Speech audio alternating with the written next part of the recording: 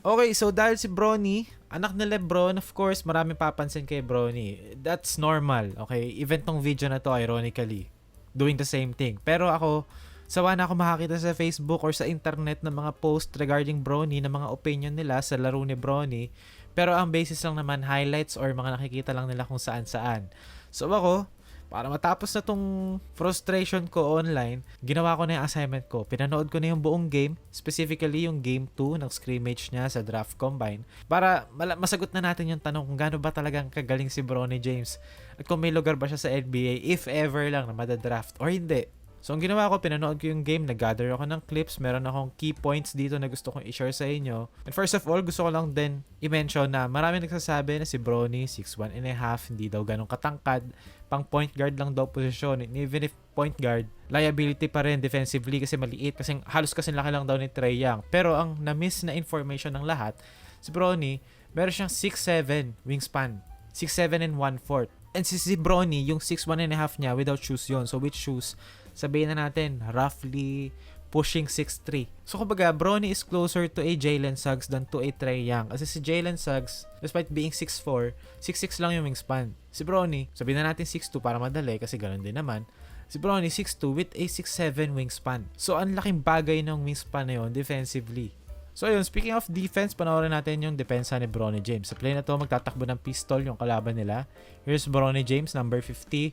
Magsiset ngayon ng screen to for the ball handler. And then, magsiset ulit ng screen para mag-come off siya, mag-flare dito. So that's your usual pistol action. So ito si Bronny James, nakaabang, protecting the paint, protecting the dribble penetration here nung point of attack. So now, kita natin, magsiswitch si Bronny. And then, na-contain na nila yung phase 1 ng pistol action. So, ngayon ito, aangat ngayon to after ng screen nito. So, probably magsiswitch ulit yan.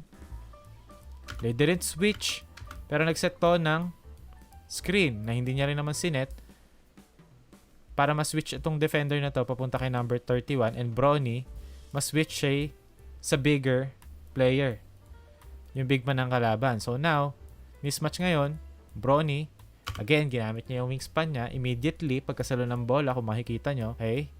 Ginamit niya kagad yung wingspan niya para i-disrupt yung passing lane and force this player to go one-on-one.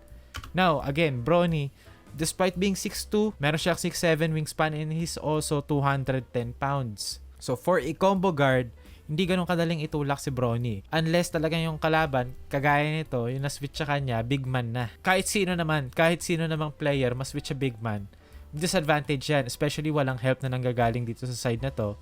And even here sa weak side, walang help. Single coverage lang. So kahit sinong NBA player, kapag napunta ka sa mismatch sa poste, more often than not, may iskoran ka. And that is not a knock kay Bronny. That's NBA basketball in general. Para lang yan Nikola Jokic, tinatao ni Rudy Gobert. Of course, makakascore si Jokic. Single coverage eh. Basketball is a team sport. So si Bronny, meron siyang tools to be a solid team defender. Despite also being a solid on-ball defender already. So, sa play na to, makikita natin, again, Bronny, okay? Magsaset ngayon ng screen. Itong player na to, for number 39, si Bronny humahabol. So, kung gusto ko makita nyo sa clip na to, screen navigation ni Bronny. He immediately recognized na magsaset to ng screen. Itong player na to, kung makikita nyo, nakatingin siya sa screen. So, now, ang gagawin niya, ina-navigate niya ngayon yung screen. Mag-go over siya. Whoop! Parang dumulas lang, di ba? So, yun yung tinatawag natin na screen navigation. Isa to sa mga pinakamahalagang skills to have as a defender sa NBA. Dinami-dami ng ball screens dito. Mas hindi ka tinatamaan ng ball screen, mas effective ka sa point of attack defense. So, kung kita nyo si Bronny, dumulas lang. So, now, ngayon, nandun na siya sa tapat ulit ng defender niya. Hips to hips na ulit siya. Is in a good position, rather, to contain this drive. In which he did. Kaya, again, 210 pounds. Na-force niya na mawala sa direksyon ng drive. So again, nag-face up, umi-square yung binabantayan niya. Bronny, okay, medyo naging susceptible siya rito kasi fino-force niya into driving here. Now, inatake yung hips ni Bronny. So kung makikita natin si Bronny, he reached, open his hips, again, andun siya. Grabe, ginamit ulit niya yung katawan niya. He forced a tough fadeaway shot. So, yun yung tinatawag natin na point of attack defense. And paggamit ng 210 pounds niya, nakatawan at ng 6'7 wingspan niya. Again, dito, screen navigation, naka-recover siya sa tamang oras to contain his man. So now, trabaho na to ng teammate niya to stop the 3-point shooter. And they force the turnover, traveling. And again, dito, Bronny, sa weak side, there's going to be a flex. here. Okay? So what is a flex? So ito i-screen na nito ito.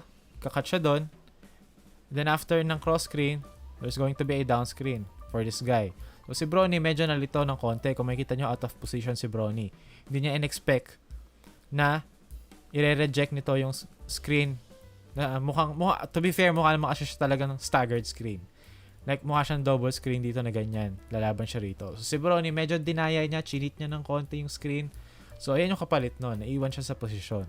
So after nun, okay, na-recognize niya, okay, wala na yung tao ko. Kinover na ni number 84. So mag-switch na ako dito sa tao na to. He fought over the screen. Finorce niya yung pick up sa ball handler. So now, they disrupted the offense. Pick and roll. Again, Bronny did a great job to force his offensive player rather na i-pick up yung bola. He forced him to make a decision. So, na-late yung player na to sa pagtag ng tao niya and recovering to his man. Okay? Kasi pag nag-pick and roll ka, magda-dive to rito eh. So, itong player na to, he has to tag this guy. Ito, pag-roll dito. Para ma-delay. Mabigyan ng oras yung teammate niya na to na nagda-drop para makarecover sa tao niya. So, ang talagang mabibigay mo dyan kapag nag-lift dito tong player na to, magkakaroon talaga ng open spot kapag hindi ka nasa tamang timing. So, yun yung nangyari dyan. Hindi kasalanan ni Bronny yan. Bronny was there. Na-force niya na yung pick up eh. Ano pang kailangan mong gawin, di ba? And isa pang pinakalaging pinag-uusapan ng part ng game ni Bronny is yung shooting. So, form-wise, okay si Bronny. Pag salon, nakalock yung wrist. Maganda ang pagka-bend ng knees. Tama yung posture. Yung flow ng jump shot niya is smooth. Nag-generate yung power from his lower body and the basketball itself. Paangat, one motion. And again, pagdating dito sa set point, nakalock ang wrist. Energy transfer is good. Nasa balance siya. Square sa basket. Square ang elbows. Wrist are locked. So, this is essentially a jump shot na wala ka nang irereklamo pa. And yan naman talaga yung isa sa mga assets talaga niya as a player, spot up. Dito, open siya. Hindi niya na-shoot, pero that was a good shot. Dito, again, corner. Quick scope. Pasok. 3 points. So, play naman na to. Okay, double drag, pero kinik out na kagad ng player nito. I don't know why. Doon sa roller, na hindi nakatingin. Pero nakuha nila. So, ngayon, nag-collapse ang defense. Okay? 4 blue shirts. Pumunta sa paint. Kasi merong space ngayon tong player na to drive to the basket or alley-oop it to this player sa weak side. So, you have Bronny James here sa weak side. Makaabang. Now, pagka-kick out papunta sa kanya, it's going to be a long close out by a big man na may advantage si Bronny at yun off the dribble. So, again, pag shooter ka kasi, mas aggressive at mas mahaba yung close out na makukuha mo generally. So, ikaw, as a shooter, dapat meron kang 1 to 2 dribble pull-up para atakihin yung long close-out. So, si Bronny sa play na to, yun yung ginawa niya. Nag-fake siya, long close-out, overly aggressive, kumagat sa pump fake, 1 dribble, pull-up, 15 feet. Again, smooth jump shot, 1 motion. And again, sa mga play na to, papakita ko sa inyo na yung shooting ability ni Bronny occasionally nakakapag-draw ng 2 defenders, which is necessary sa basketball today. In order for you to score, kailangan mo makapag-force ng 2 tao sa isang tao. So what do I mean by that? Marami nagsasabi, double team ka eh. 'Di ba? Ipasa mo, which is true. Yun ang point ng opensa ngayon sa basketball. Kailangan makadraw ka ng 2 defenders kasi ibig sabihin nun, merong 4 versus 3 somewhere and it's your job to find kung saan nangyayari yun. O sa play na to, makikita natin, angle pick and roll, Bronny. Okay? Angle pick and roll, Bronny, dumrive, may tao siya dito.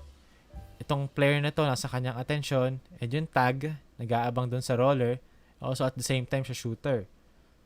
So, pagka-drive ni Bronny papunta sa gitna, he drew 2 defenders. Tapos yung roller, na-attract to inside. So, therefore, open shooter sa weak side corner. And yun yung kapangyarihan ng pagkuha ng atensyon or pag-draw ng multiple defenders. Doon ka makakagawa ng play. Doon mo madidistort yung defense. So, now, again dito, pick and roll, empty side, nireject ni Bronny yung screen. So, now, itong player na to is forced to defend Bronny. And ito, pahapyaw. So, na pagka-roll ng kakampi ni Bronny, nagulat na lang si number 39, merong wide open lane dito para dun sa rim runner. And itong tag, medyo wala sa posisyon to put up a decent contest. So ngayon, pagkapasa ni Bronny, they drew the foul. Again, that's the power of drawing defense. So mahalaga talaga yung shooting sa basketball ngayon. Dito again, dribble handoff, ball screen, nag-go over, yung bantay ni Bronny. So this guy had to step up. And itong player na to yung magtatag ngayon ng roller. Ito, yung dumadive sa basket. So now si Bronny, na-realize niya, okay, na-draw ko na 2 defenders. So open na yung tao ko. So binigay niya doon. They drew again the foul. So ayun, I think si Bronny, may potential naman si Bronny to be a solid NBA player. Magiging madali ba? Hindi natin alam. Madadraft ba siya? Hindi natin alam. Pero ibig sabihin ba nun, banu siya? Hindi rin. Kung tatanggalin natin yung pangalan ng James, let's say for example, pangalan niya, Bronny De La Cruz.